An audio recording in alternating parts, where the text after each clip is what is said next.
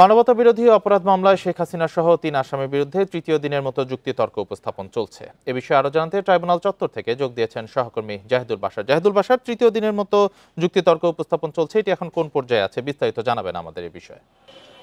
জি, দেখুন, যুক্তিতর্ক উপস্থাপনের আজকে তো তৃতীয় দিন। গত দুদিনও যেভাবে গেছে আজকেও অনেকটা শুরুটা সেরকম ভাবে হয়েছে। মূলত এই যে আওয়ামী লীগের শাসন আমলে শেখ হাসিনা গত 15-16 বছর তার শাসন আমলে কি অন্যায় অনাচার হয়েছে এবং এই 24-এর গণ অভ্যুত্থান পর্যন্ত কেন আসতে হলো, এই পরিক্রমাগুলো কিন্তু বিভিন্ন পর্যায়ে উঠে আসে। সেখানে ঐতিহাসিক বিভিন্ন সেই হুমায়ুন আহমেদের দেয়াল উপন্যাস থেকে শুরু করে অনেক বিষয় আশায় সেখানে চলে আসছে। বিদেশি লেখকদের বই থেকে উদ্ধৃতি দেওয়া হচ্ছে বাংলাদেশের পলিটিক্যাল অবস্থা, এখানে যে রাজনৈতিক বৈষম্যগুলো, নাগরিক বৈষম্য, সেই বিষয়গুলো, দলীয় যেই দুর্বৃত্তায়ন, সেই বিষয়গুলো বিভিন্ন সময় উঠে আসছে। চিফ প্রসিকিউটর প্রথম দিকে সেই বিষয়গুলো বলছিলেন। আস্তে আস্তে করে এখানে যেহেতু কালকে বেশ কিছু বিষয় এসছে, যেমন গতকালকে কিন্তু এই যে সাক্ষীদের বিভিন্ন জনকে ভাগ করে করে চিফ প্রসিকিউটর যেগুলো আজকে পর্যায়ক্রমে আসবে, সেই বিষয়গুলো হচ্ছে, দেখুন, মানবতা বিরোধী অপরাধের মূলত শর্ত হচ্ছে দুটি। মানবতা বিরোধী অপরাধ হতে গেলে এটি ওয়াইড স্প্রেড এবং সিস্টেমেটিক, অর্থাৎ বিস্তৃত হতে হবে পুরো দেশ জুড়ে, বিভিন্ন জায়গায় জুড়ে, এবং পদ্ধতিগত অপরাধ হয়েছে কিনা সেই বিষয়টি প্রমাণ করতে যে আজকে গতকালকেই তিনি বলেছিলেন যে এখানে বিভিন্ন ধরনের সাক্ষীরা দিয়েছেন। রংপুরের সাক্ষী আছে, ফেনীর সাক্ষীরা রয়েছে, খুলনার সাক্ষী রয়েছে, ঢাকার বিভিন্ন জায়গার সাক্ষী রয়েছে। যেহেতু এই অপরাধগুলো দেশের বিভিন্ন জায়গায় সংঘটিত হয়েছে, সেই বিষয়গুলো এখন গতকালকে বিভিন্ন সাক্ষীর বক্তব্য তুলে ধরেছিলেন।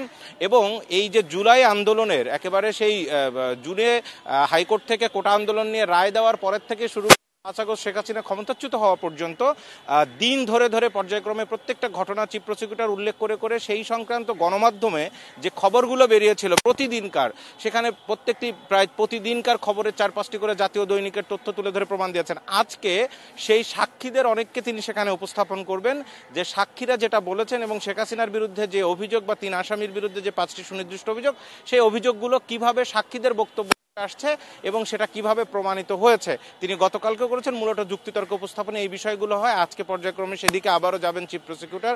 আর আরেকটি বিষয়, আজকে আরেকটি গুরুত্বপূর্ণ মামলা ছিল, সেটি হচ্ছে জাসদ সভাপতি হাসানুল হক ইনু, একক মামলা, তিনি একাই আসামি এবং তাকে কুষ্টিয়াতে এই আন্দোলন চলাকালীন সময়ে 6 জনকে হত্যাসহ 8টি অভিযোগ আনা হয়েছে। তার যেই অভিযোগ গঠনের শুনানি আজকে শুরু হয়েছিল, কিন্তু যিনি হাসানুল হক ইনুর পক্ষের যিনি আইনজীবী ব্যারিস্টার নাজরুল নাহার, তিনি বলেছেন যে যেহেতু এটা 1700 পৃষ্ঠার দীর্ঘ চার্জশিট, এই সময়টি তিনি আরও প্রস্তুতি নিতে চান, আরেকটু সময় দরকার।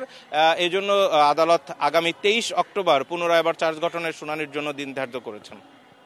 মানবতাবিরোধী অপরাধ মামলায় শেখ হাসিনা সহ 3 আসামি তৃতীয় দিনের মতো যুক্তিতর্ক উপস্থাপন চলছে। এই বিষয়ে বিস্তারিত জানাচ্ছিলেন আমাদের বিশেষ প্রতিনিধি জাহিদুল বাশার।